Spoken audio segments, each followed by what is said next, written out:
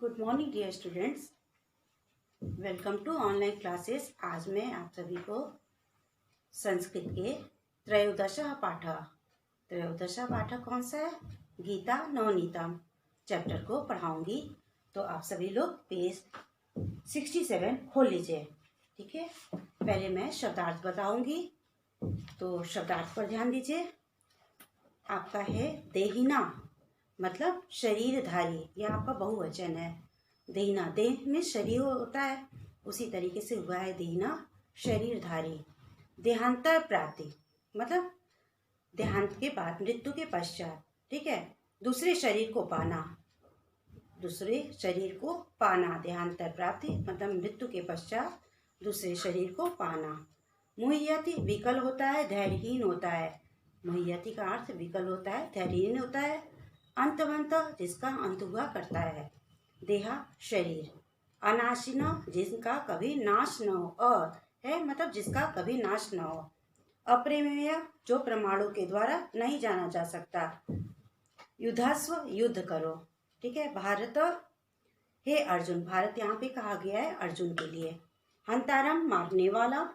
मनते, मानता है। हतम, मरा हुआ। हन्य माने, नष्ट होने वाले। जित्वा, जीतकर। भोक्षते, भोगोगे। उत्तिष्ठ, उठ जाओ। कौन्तेय, कुंती पुत्र। हे अर्जुन। जायते, पैदा होता है। म्रियते, मरता है। अजः, जिसका कभी जन्म नहीं होता है। ठीक है। पुराण, पुराना। युजस्व, तैयार हो जाओ। तो अब मैं आप सभी को अर्थ बताऊंगी। देहिनो अस्मिन् यथा देहे कौमार्यम यवनो जरा तथा देहांतर प्राप्ति धीरस्तत्र न मुह्यति। जिस प्रकार से शरीरधारी के शरीर में किशोरावस्था, युवावस्था, कौमार्यम का अर्थ क्या है?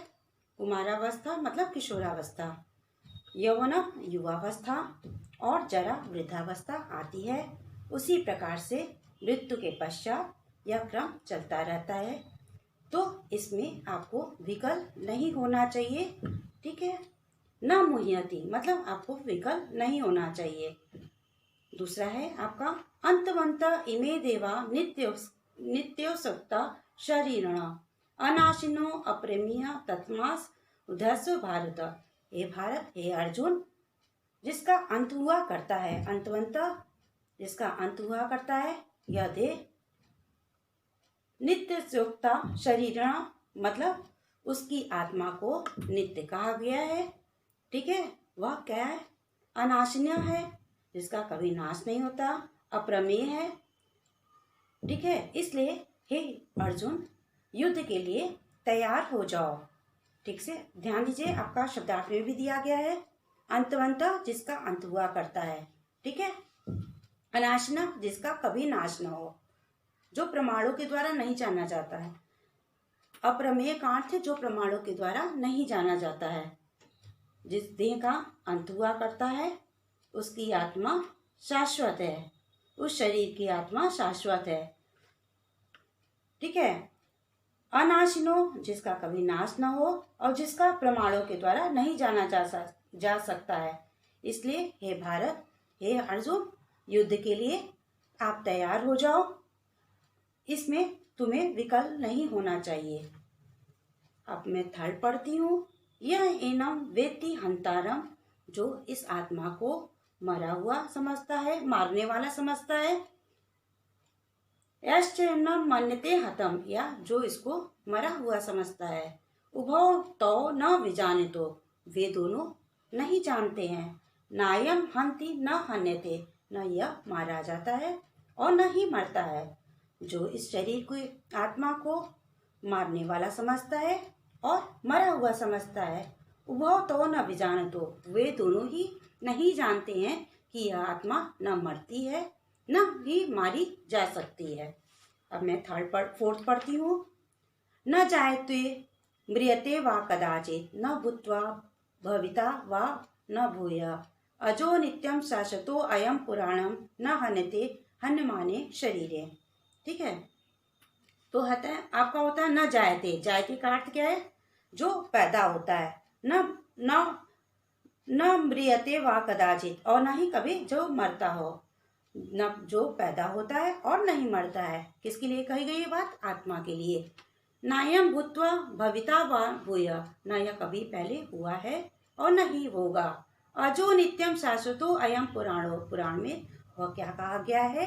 नित्य कहा गया है, शाश्वत कहा गया है। न हन्यते हन्यमाने शरीरे, ठीक है, इसका अर्थ क्या होगा? यह न कभी मरता है और न ही मारा जाता है, ठीक है। हन्य माने नष्ट होने वाला है, और न हन्यते मारा जाता है और न ही यह नष्ट होने वाला है।